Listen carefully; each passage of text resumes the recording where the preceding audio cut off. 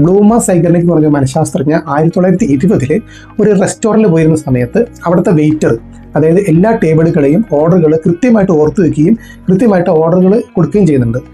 ആ കസ്റ്റമേഴ്സ്, അതായത് അവിടെ വന്നിരുന്ന കസ്റ്റമേഴ്സ് ഭക്ഷണം കഴിച്ച് പോയതിന് ശേഷം പിന്നീട് അയാളോട് ആ ഓർഡറിനെ കുറിച്ച് ചോദിച്ചു കഴിഞ്ഞാൽ അയാൾക്കത് ഓർമ്മയില്ല. അപ്പോഴാണ് ഈ സൈഗർനിക് എന്ന് പറഞ്ഞ മനഃശാസ്ത്രജ്ഞർ ചിന്തിച്ചു തുടങ്ങിയത്, ഇതെന്തുകൊണ്ട് ഇയാൾക്ക് ഇങ്ങനെ സംഭവിച്ചത്. അങ്ങനെ അദ്ദേഹം ഒരു എക്സ്പെരിമെൻറ്റ് നടത്തി.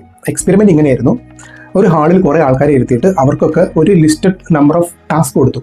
ആ ടാസ്കുകൾക്ക് ഇവർ ചെയ്തുകൊണ്ടിരിക്കുന്ന സമയത്ത് ചില ടാസ്കുകൾ മനഃപൂർവ്വമായിട്ട് ഇവർ അത് തടസ്സപ്പെടുത്തിയിട്ട് ചെയ്യിപ്പിച്ചില്ല, അത് കംപ്ലീറ്റ് ചെയ്യാൻ അനുവദിച്ചില്ല. അങ്ങനെ അനുവദിക്കാതെ വന്ന സമയത്ത് ലാസ്റ്റ് ഈ കംപ്ലീറ്റ് ലിസ്റ്റുകൾ കഴിഞ്ഞ് ഈ ആൾക്കാർ, തിരഞ്ഞെടുത്ത ആൾക്കാർ എല്ലാവരും അവസാനം അവരോട് ചോദ്യങ്ങൾ ചോദിച്ച സമയത്ത് ഇവരാരും തന്നെ ഈ ചെയ്യാത്ത ടാസ്ക് അതായത് നമ്മൾ തടസ്സപ്പെടുത്തി കംപ്ലീറ്റ് ചെയ്യാത്ത ടാസ്കുകൾ അവരെ ഓർത്ത് വെച്ചിട്ടുണ്ടായിരുന്നു. പക്ഷെ കംപ്ലീറ്റ് ചെയ്ത ടാസ്കുകൾ ഒന്നും അവർ കുറച്ച് ടൈം എടുത്ത് ഓർത്തെടുക്കാൻ എന്താ ചെയ്തത് എന്നുള്ളതിന്. അപ്പോഴാണ് ഈ പറഞ്ഞ തിയറി അവിടെ പ്രൂവ് ആയത്.